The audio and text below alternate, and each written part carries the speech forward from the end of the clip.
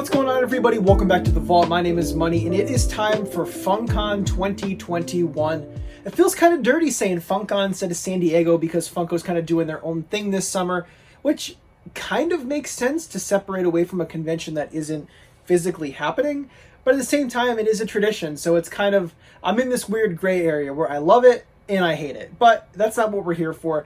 We're here today to talk about the reveals from day one. Now, I assume that these reveals will be going all week, maybe until Thursday. I'm not entirely sure that they'll go all the way until Friday because I don't think there's going to be that much stuff to announce. But still, the stuff that they announced today on day one is pretty good. This video will only be covering the things that have been happening hour by hour, starting at 12 o'clock Eastern, 9 a.m.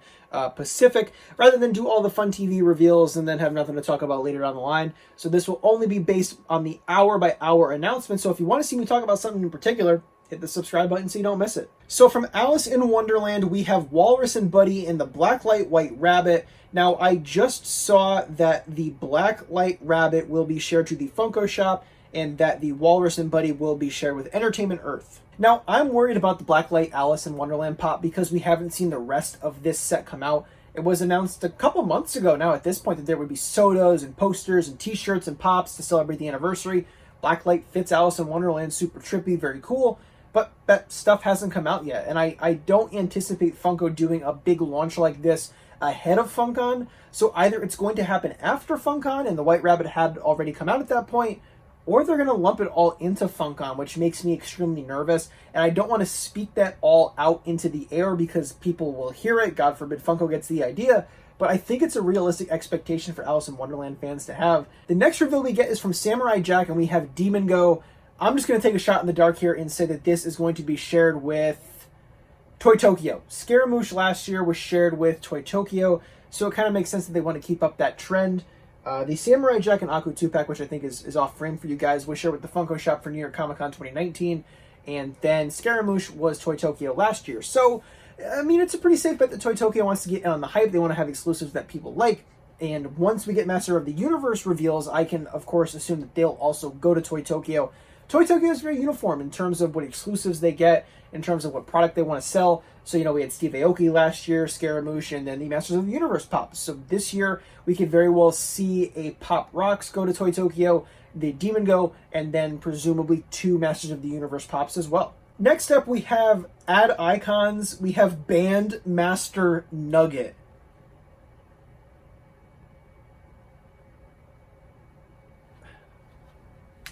I don't know, guys. I don't know. I've known this has been coming for a while, from the leaked list to it being posted early to Funko posting a teaser of this on their social media, but I still haven't been able to sit with it and digest that we're getting a banned chicken nugget. I don't know. I don't like the whole chicken nugget wave. I know that there's people out there who collect it, and I'm very happy you guys are getting Comic-Con representation for Funkon, but I don't know. This just doesn't do it for me. I have no interest in this. I'm even a musician. I'm even a drummer. I like McDonald's, but this isn't it. And here we have what is probably going to be my favorite reveal of Funkon, day one, 4th reveal. From Parks and Rec, we have Leslie Knope filibustering on skates. Parks and Rec is my favorite TV show. If you have been around here at the channel for a while, last summer I made my own custom Parks and Rec pops. I'll show a few of them right here because I got sick of Funko not doing it themselves. Here's my custom Duke Silver and Chris Traeger Stop Poopin'. And then, of course, we have the brand new set of Parks and Rec pops, which I do plan on doing an unboxing on. Here's one that I can get my hands on. We got Leslie the Riveter here from the most recent wave. I have all of the ones that have been released so far. I'm going to do an unboxing, like I said.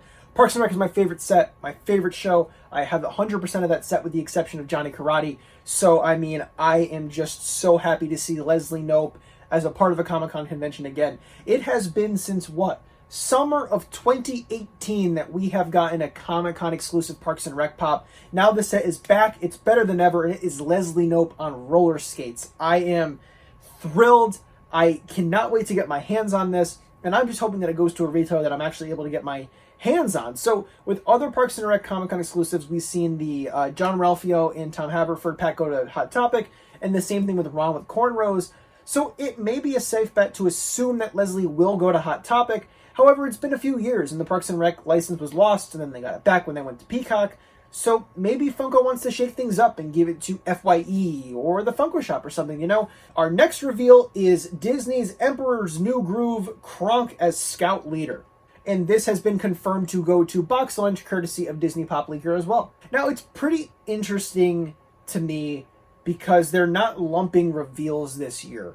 I probably should have done a little bit more research beforehand, but it kind of just looks like they're going in a random order, right? We had Alice in Wonderland, Samurai Jack, Demon Go, then we had Bandmaster Nugget, then we had Leslie Knope, and now we have Kronk.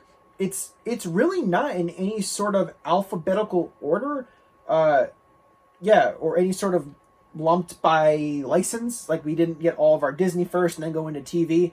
So it's kind of interesting that Funko is shaking things up, doing a little bit of this and a little bit of that. In my opinion, it makes things more interesting rather than just saying, okay, here come all the Disney reveals. And then people who don't care about Disney kind of sit out for a few hours and then come back to be disappointed by DC, you know? So I like how it's random. I like how they're throwing things at the wall randomly. And this Kronk Pop is awesome. I've been debating about collecting the Emperor's New Groove set for a while. I think I've decided to pass on it. But with the WonderCon exclusive ones, I was like, yo, these are awesome. This is so sick. We had Yzma as a cat last year. Now we have Kronk with the little squirrel buddy. Our next reveal is from Jay and Silent Bob, and this is Mubi's mascot. I don't know anything about Jay and Silent Bob, so let me look it up real quick. Mubi, what did I say? Mubi's milk? Mubi the Golden Calf is a fictional children's television character created by Kevin Smith that is featured throughout most of his movies. The Mubi Empire, oh my god. So this is like a whole big thing. He has 4 sidekicks, Pat Pat, Surrey, Enoch, and Little Eddie Dentures. What is going on? There haven't been any leaks about this, which leads me to think that this will be shared with the Funko Shop. But then again, we didn't hear anything about that other Alice in Wonderland pop, so then we might see that end up going to Entertainment Earth. I don't know. I don't know what this is, guys. I'm sorry. If you want to give me a history lesson on Mubi the calf down below in the comments, that would be fantastic.